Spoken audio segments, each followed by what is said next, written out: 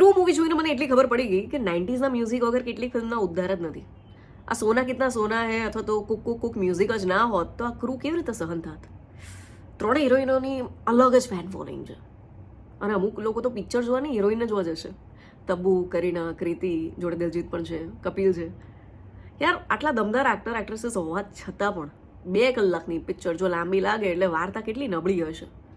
એકાદ બે સીન અને છેલ્લી 15 મિનિટમાં નો ડાઉટ ઇન્ટરેસ્ટિંગ છે. બાકી ઓવરઓલ આ ક્રૂ મેમ્બર્સ શોભાના ગાંઠિયા બનીને રહી જાય છે માત્ર ને માત્ર ઢીલા સ્ક્રીન પ્લેના લીધે. સો ઠીક છે, જોઈએ તો જોઈ શકો છો. બાકી જેને સારી વાર્તામાં રસ છે, જેને ઇતિહાસમાં રસ છે, જેને ભારત દેશને આઝાદી મળી એની પાછળ કેટલા લોકોનું યોગદાન છે જાણવામાં રસ છે ને એણે વીર સાવરકર જોવી જોઈએ. રાઇટિંગ, રિસર્ચ ને એક્ટિંગ માટે રણદીપ હુડાને ફૂલ માર્ક. યાર વીર સાવરકર મૂવી જોઈને મને એમ થાય કે એક આ જમાનો છે જ્યાં આપણે આપણા નેતા જાતે ડિસાઇડ કરી શકીએ ને એ લેવલની આઝાદી હોવા છતાં પણ કેટલાક લોકો વોટિંગ માટે નથી જતા.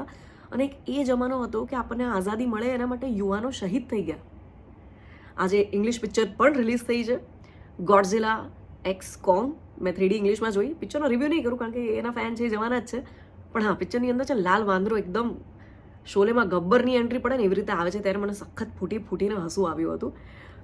બહુ જ હસાવ્યું હોય કોઈએ મને છેલ્લા 1 મહિનાની અંદર તો એ છે મડગાંવ એક્સપ્રેસ નામની ફિલ્મ. અને શેતાન મૂવી પણ મેં જોઈ જ છે. ગુજરાતી ફિલ્મ વશ ઉપરથી બનેલી શેતાને 100 કરોડ પાર કરી નાખ્યા છે. એ પણ ના જોઈ તો જોઈ શકાય. સો ટોટલ 5 પિક્ચરના ઉલ્લેખ કર્યા છે અને 5માંથી કોઈ એક જો જોવાની થાય તો એ વીર સાવરકર કહીશ, માત્ર ને માત્ર એના રાઇટિંગ અને એક્ટિંગ માટે. બાકી એન્ટરટેનમેન્ટ માટે તો મડગાંવ એક્સપ્રેસ છે જ, એમાં કોઈ ક્વેશ્ચન જ નથી. અને ઘણી બધી વાર એવું થાય છે, તમે કમેન્ટમાં લખતા હોજો યાર આદિત્ય તે કહ્યું કે બહુ મસ્ત પિક્ચર હશે ને અમને ના ગમી. ક્રૂના રિવ્યૂ જોઈ લો, બધાએ કહ્યું છે મસ્ટ વોચ છે અને હું કહું છું મને ઠીક લાગે. તો હવેથી જો તમને ક્રૂ મૂવી બહુ જ સારી લાગે તો સમજી લેજો આપણા બેને મેળ નથી પડી રહ્યો.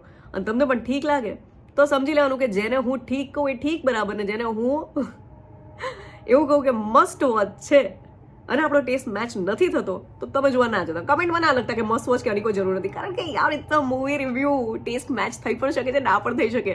મારે જો છે ક્રૂ બાબતે ઝઘડા થવાના છે ગ્રુપની અંદર, કારણ કે કરીના કપૂરના તો બહુ મોટા ફેન છે મારા ગ્રુપમાં. મને જો કે આ 3 હિરોઈનોમાં સૌથી વધારે તબ્બુ ગમે છે. તમારી ફેવરિટ કોણ?